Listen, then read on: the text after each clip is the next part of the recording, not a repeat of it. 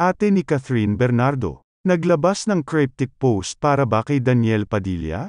Iniintriga ng maraming netizens ang recent cryptic post ng kapatid ni Catherine Bernardo na si Kay.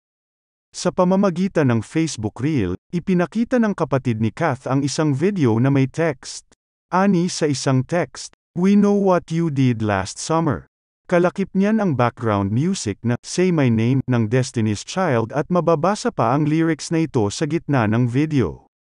Could it be that you are at the crib with another lady? If you took it there, first of all let me say, I am not the one to sit around and be played. So prove yourself to me that I'm the girl that you craven. Why don't you say the things that you said to me yesterday? Walang tinukoy o binanggit na pangalan si Kay sa kanyang post, pero tila hinulaan ng maraming fans kung sino nga ba ang pinatatamaan nito.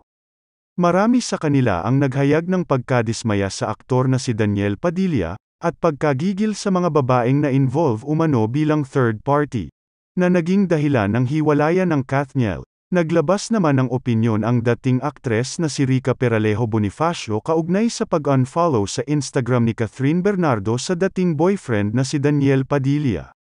Ipinunto ni Rica, hindi immature ang ginawa ni Kath dahil nais lamang nito protektahan ang kanyang kapayapaan. Sa Instagram stories, ibinahagi ng dating aktres ang isang screenshot na ipinapakita ang news graphic na mababasa ang headline na, "Catherine Bernardo unfollows Daniel Padilla on Instagram." Birong caption naman ni Rica, "Sana ma-feature din yung mga i-unfollow ko, joke lang. Hindi sila mga kilala.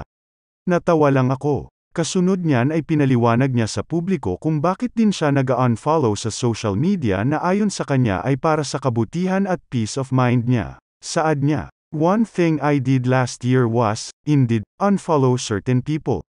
Nung una kasi kinakaya ko pa. Pa-unbothered, acting." Patuloy niya, "Pero every single time may post na alala ko naman ang ginawa sakin so naiinis lang ako. Kahit na di naman ako nagre-react online sa kanila. Sabi ko parang I don't need this naman. I can just unfollow for my own health. And it felt good."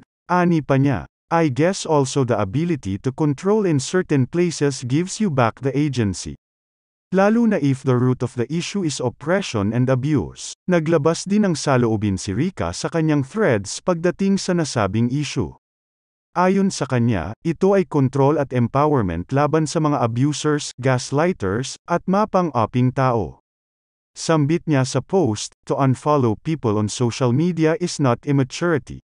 It is an issue of control. It is an act of agency.